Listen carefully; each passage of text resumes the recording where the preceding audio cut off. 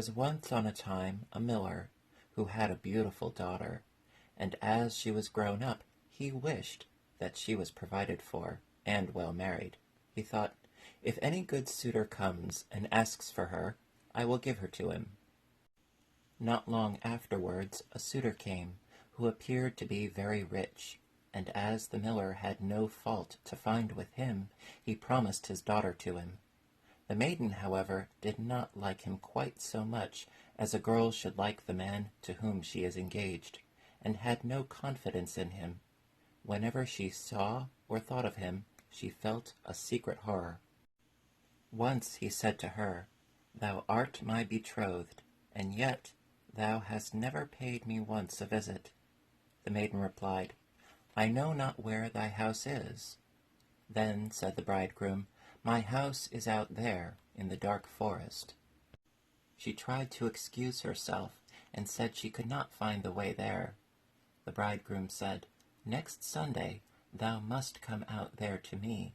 I have already invited the guests, and I will strew ashes in order that thou mayest find thy way through the forest." When Sunday came, and the maiden had to set out on her way, she became very uneasy.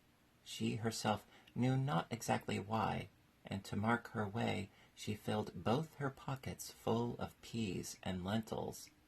Ashes were strewn at the entrance of the forest, and these she followed, but at every step she threw a couple of peas on the ground.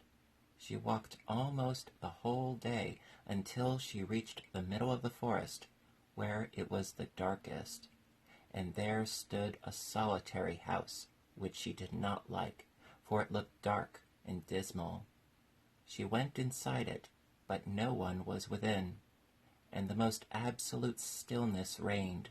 Suddenly a voice cried, turn back, young maiden dear. 'Tis a murderer's house you enter here." The maiden looked up and saw that the voice came from a bird which was hanging in a cage on the wall. Again it cried, turn back, young maiden dear. 'Tis a murderer's house you enter here." Then the young maiden went on farther, from one room to another, and walked through the whole house, but it was entirely empty, and not one human being was to be found. At last she came to the cellar, and there sat an extremely aged woman, whose head shook constantly. "Can you not tell me," said the maiden, "if my betrothed lives here?" "Alas, poor child," replied the old woman, "whither hast thou come? Thou art in a murderer's den. Thou thinkest thou art a bride soon to be married, but thou wilt keep thy wedding with death. Look, I have been forced to put a great kettle on there, with water in it, and when they have thee in their power, they will cut thee to pieces without mercy, will cook thee and eat thee, for they are eaters of human flesh. If I do not have compassion on thee and save thee, thou art lost." Thereupon the old woman led her behind a great hogshead where she could not be seen. "Be still as a mouse," said she. "Do not make a sound or move, or all will be over with thee. At night, when the robbers are asleep, we will escape. I have long waited for an opportunity." Hardly was this done than the godless crew came home. They dragged with them another young girl. They were drunk, and paid no heed to her screams and lamentations. They gave her wine to drink, 3 glasses full, 1 glass of white wine, 1 glass of red, and a glass of yellow, and with this her heart burst in twain. Thereupon they tore off her delicate raiment, laid her on a table, cut her beautiful body in pieces, and strewed salt thereon. The poor bride behind the cask trembled and shook, for she saw right well what fate the robbers had destined for her. One of them noticed a gold ring on the little finger of the murdered girl, and as it would not come off at once, he took an axe and cut the finger off, but it sprang up in the air away over the cask and fell straight into the bride's bosom. The robber took a candle and wanted to look for it, but could not find it. Then another of them said, Hast thou looked behind the great hogshead? But the old woman cried, Come and get something to eat, and leave off looking till the morning. The finger won't run away from you.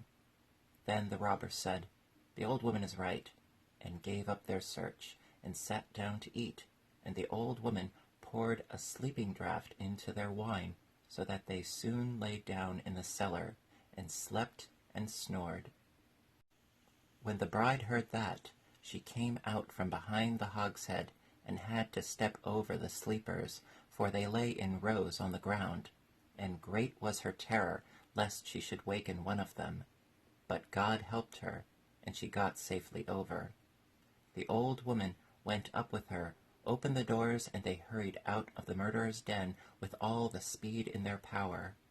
The wind had blown away the strewn ashes, but the peas and lentils had sprouted and grown up, and showed them the way in the moonlight. They walked the whole night, until in the morning they arrived at the mill, and then the maiden told her father everything exactly as it had happened. When the day came when the wedding was to be celebrated, the bridegroom appeared, and the miller had invited all his relations and friends. As they sat at table, each was bidden to relate something. The bride sat still and said nothing. Then said the bridegroom to the bride, Come, my darling, dost thou know nothing? Relate something to us like the rest. She replied, Then I will relate a dream.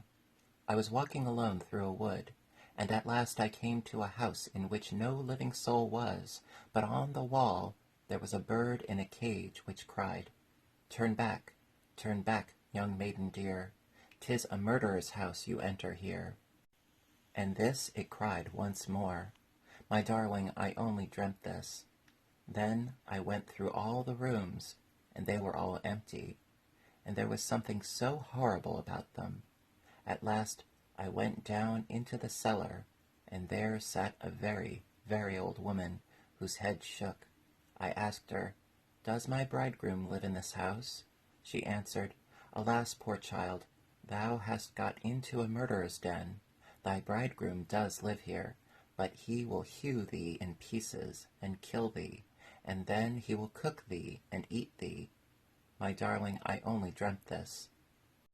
But the old woman hid me behind a great hogshead, and scarcely was I hidden when the robbers came home, dragging a maiden with them, to whom they gave 3 kinds of wine to drink, white, red, and yellow, with which her heart broke in twain. My darling, I only dreamt this. Thereupon they pulled off her pretty clothes, and hewed her fair body in pieces on a table, and sprinkled them with salt. My darling, I only dreamt this. And one of the robbers saw that there was still a ring on her little finger, and as it was hard to draw off, he took an axe and cut it off, but the finger sprang up in the air, and sprang behind the great hogshead, and fell in my bosom. And there is the finger with the ring. And with these words she drew it forth, and showed it to those present. The robber, who had during the story become as pale as ashes, leapt up and wanted to escape, but the guests held him fast, and delivered him over to justice. Then he and his whole troop were executed for their infamous deeds.